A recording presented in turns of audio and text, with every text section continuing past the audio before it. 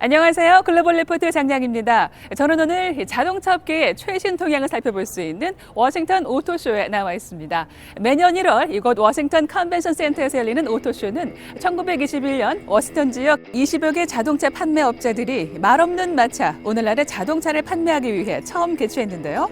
뉴욕 오토쇼, 디트로이트 북미 오토쇼처럼 세계적인 규모는 아니지만 약 7만 제곱미터의 거대한 공간에 35개의 자동차 회사, 600여 개의 신차들이 전시되는 워싱턴 지역에서 가장 큰 자동차 전시회입니다. 최근에는 자동차의 최첨단 IT 기술이 결합하다 보니 자동차는 이제 바퀴 달린 태블릿 PC라고도 하는데요. 넓은 국토 면적으로 인해 자동차 없이는 일상생활이 힘든 미국이다 보니까 미국인의 차에 대한 사랑은 남다릅니다. 미국은 자동차의 나라라는 표현이 무색하지 않게 오늘 전시장에도 남녀노소 할 것 없이 최신 자동차를 구경하고 직접 시운전도 하기 위해 나온 관람객들로 넘쳐나는데요. 올해는 스포츠형 다목적 차량과 고급차, 친환경차가 자동차 시장의 화두가 될 것이라고 합니다. 2020년 워싱턴 오토쇼는 1월 24일 개장해서 2월 2일까지 열립니다. 다양하고 깊이 있는 세계 소식 글로벌 리포트 지금 시작합니다.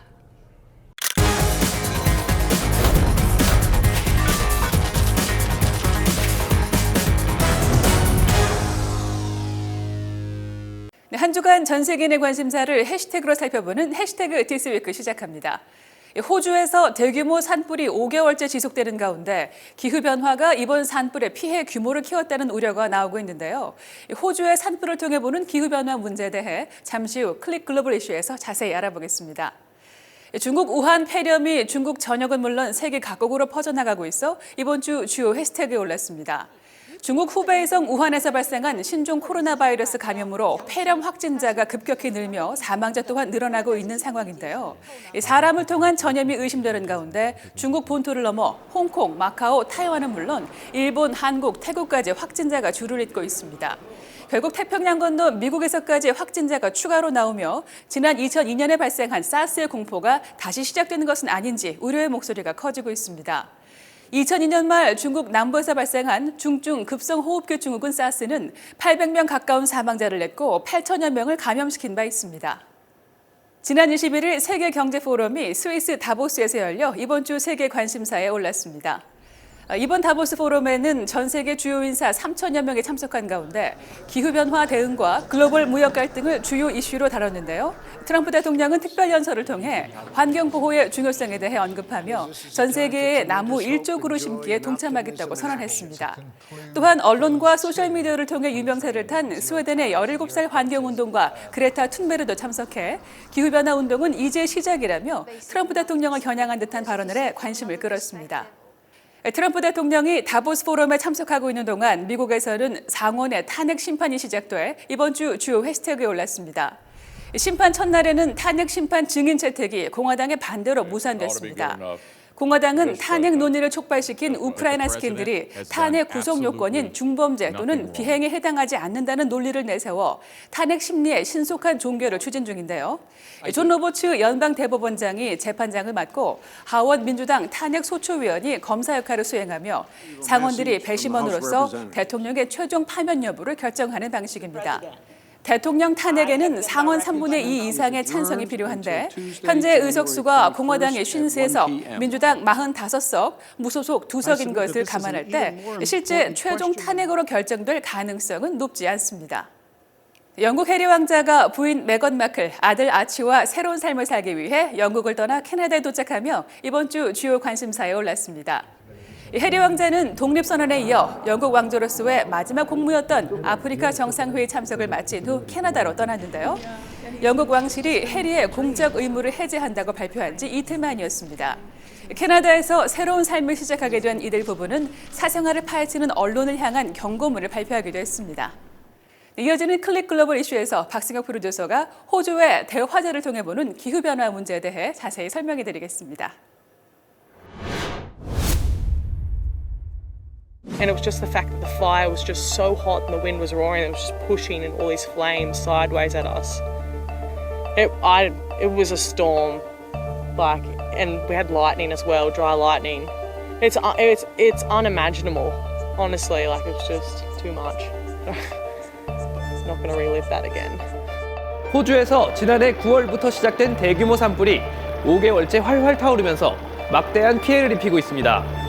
호주 당국과 국제사회의 지원에도 불구하고 산불은 잡힐 기미를 보이지 않고 코알라와 캥거루 등 호주의 야생동물들이 떼죽음당했다는 보도가 계속 나오는데요. 일각에서는 인간이 초래한 기후변화가 전례 없는 화재를 불러일으켰으며 피해 규모를 키웠다고 주장합니다. 클릭 글로벌 이슈 오늘은 호주 대화재를 통해서 본 기후변화 문제를 살펴보겠습니다. 남반구의 호주에서는 원래 여름인 이맘때 고온 건조한 기후로 인해 크고 작은 산불이 발생하지만 유독 이번 산불은 엄청난 피해 면적과 인명, 재산, 동식물에 대한 영향으로 주목받는데요. 우선 지금까지 한국 면적보다 넓은 약 18만 제곱킬로미터가 소실됐는데 이는 지난해 미국 서부와 브라질 아마존에서 발생한 모든 산불 피해 지역의 규모를 합한 것보다도 큽니다. This has been an ecological disaster, a disaster that is still unfolding. Some 8 million hectares have been burnt, and we know that our native flora and fauna have been very badly damaged. 특히 호주에서 인구 밀집 지역인 동남부 주들에서 집중적으로 발생해 피해 범위가 예년보다 넓었는데요. 소방관 4명을 포함해 30명이 사망한 한편 3,000채에 가까운 집과 건물이 불탔고 수억 마리의 야생동물이 폐사한 것으로 추정됩니다. 호주 고유종인 코알라, 캥거루, 원뱃 등은 물론 오리너구리, 바늘두더지 등 희귀한 동물들도 큰 피해를 입었다고 하는데요. 향후 피해 복구 비용은 미국 돈으로 700억 달러가 넘을 것이란 분석이 나옵니다. Certainly with the koalas, mostly what we're seeing is their feet are really burnt, so we're treating that mainly. We are also seeing some burns on their faces as well, burnt noses as well as around their eyes. 무엇이 이런 재앙을 초래한 걸까요? 기후학자들과 환경보호론자들은 인간이 초래한 기후변화의 영향이 분명하다고 지적합니다. 호주는 지난 여름 내내 엄청난 폭염으로 전국 평균 기온이 역대 최고인 41.9도까지 오르고 일 최고 기온도 49.9도를 기록하게 됐는데요. 전 대륙에 걸친 평균 기온 상승 추세는 최근 들어 매우 규칙적으로 나타나고 있습니다. 여기다 강수량도 예년에 비해 40%나 적어 관측 사상 최저치를 기록했는데요. 덥고 건조한 기후와 함께 계절풍인 서풍이 불어 산불이 퍼지기에 이상적인 환경이 조성된 겁니다. 이 상황에서 마른 번개나 합선 등의 요인으로 불이 나면 바짝 마른 풀을 타고 불길이 빠른 속도로 번져 순식간에 온 나라를 덮어버린 건데요. 더 우려스러운 점은 4월까지 이런 날씨가 지속돼 앞으로 석 달 이상 산불 위험이 상존한다는 겁니다. Australia's climate has warmed by just over 1 degree C since 1910, leading to an increase in the frequency of extreme heat events, and heat obviously does play a role in fires. There has been a decline of around 11% in April to October rainfall in the southeast of Australia since the late 1990s. 정리하자면 기록적인 폭염, 광범위한 가뭄, 여름 남반구의 강한 서풍 등 기존 자연현상이 기후변화의 영향으로 더 자주, 더 강하게 나타나면서 산불 발생 최적의 조건이 만들어진 것이죠. 더구나 이번 산불이 뿜어내는 유해물질이 2,000km 바다 건너 뉴질랜드의 하늘을 뒤덮었고 태평양 건너 남미까지 날아가고 있습니다. 이번 사태로 기후변화에 더 적극 대처해야 한다는 일부 환경론자들의 주장이 설득력을 얻고 있는데요. 호주에서는 기후변화 대책을 촉구하는 여론이 이전보다 훨씬 높아졌고 21일 스위스 다보스에서 개막한 세계 경제 포럼에서는 세계 지도자와 부자들에게 기후변화 대처를 촉구하는 시위가 열리기도 했습니다. Our house is still on fire. Your inaction is fueling the flames by the hour. And we are telling you to act as if you loved your children above all else. 가장 눈에 띄는 변화는 스콧 모리슨 호주 총리가 직접 기후변화에 맞서 행동해야 할 필요성을 언급한 건데요. Whether it was this season or last season, there was the view that we're living in longer, hotter, drier summers. This is obviously affected by the broader changes in climate. There's no lack of acknowledgement of that. You'll find that in all the government's policy statements. 친기업 성향의 모리슨 총리는 2달 전까지만 해도 산불은 매년 일어나는 자연재해일 뿐 올해라고 특별히 더 나쁜 것은 아니다 라며 기후변화의 영향은 경시하고 업계 기득권을 대변하는 듯이 말했습니다. 그러나 피해가 커지면서 여론의 문매를 맞았고 산불 피해 마을을 방문한 자리에서는 소방관과 주민들에게 굴욕을 당했죠. How come we only had 4 trucks to defend our town?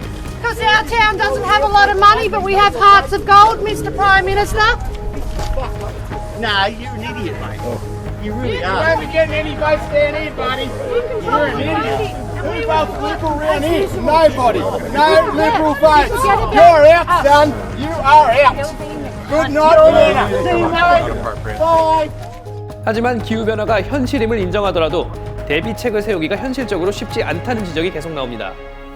호주의 경우 당장 경제의 핵심적인 역할을 하는 석탄업계를 고려하지 않을 수 없는데요. 지구 평균 기온의 상승을 막으려면 석탄에서 나오는 배출가스를 줄여야 하고 장기적으로는 석탄을 대체할 에너지원을 찾아야 하기 때문입니다. 세계 석탄 수출 2위, 석탄 매장량 4위인 호주는 나라 경제가 받을 타격을 줄이면서 동시에 석탄 의존을 줄여야 하는 모순에 처했습니다. 미국 등 다른 나라들도 이미 수십만 명이 종사하는 기존 에너지 업계를 무조건 죄악시하고 외면할 수만은 없다는 입장인데요. 현재의 안정과 미래의 지속 가능성을 모두 충족하는 현명한 정책이 절실한 상황입니다.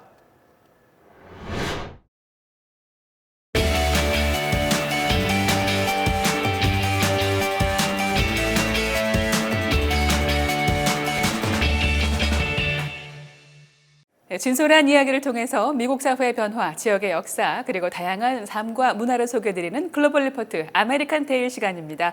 이은신 프로듀서 함께합니다. 안녕하세요. 안녕하세요. 네, 오늘은 또 어떤 이야기를 소개해 주실 건가요? 네, 48년의 역사를 자랑하는 세계 최대 열기구 행사 뉴멕시코주 앨버커키 국제 열기구 축제 현장을 살펴보려 합니다. 48년이면은 거의 반세기인데요. 어떻게 시작됐는지 궁금하네요. 네, 사실 처음 시작은 지역 라디오 방송국의 개국 50주년을 기념하기 위해 참가자 12명으로 시작한 행사였는데요.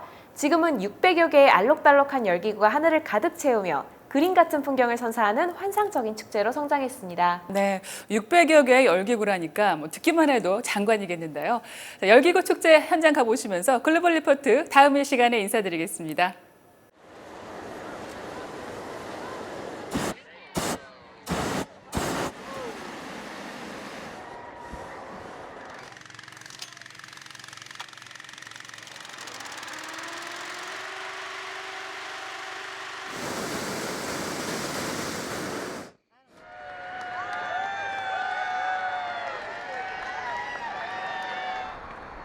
Morning. How you doing? I got into ballooning by accident. Slowing down a little bit. This is my 32nd year, and this is my 20th year here at Albuquerque.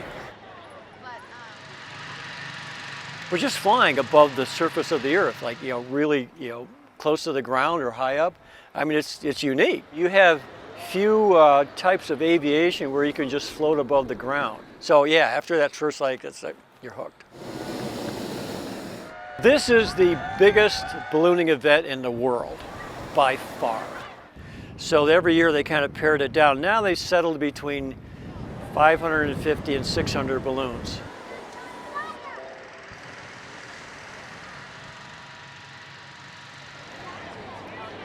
I've been coming out for 40 years since I came out here for college, and it's fabulous every single time. You can't beat it.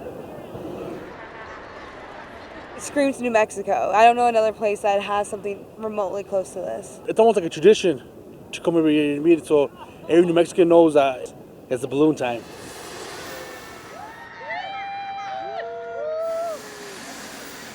There are balloons here from, I think, this year, 17 countries in the world.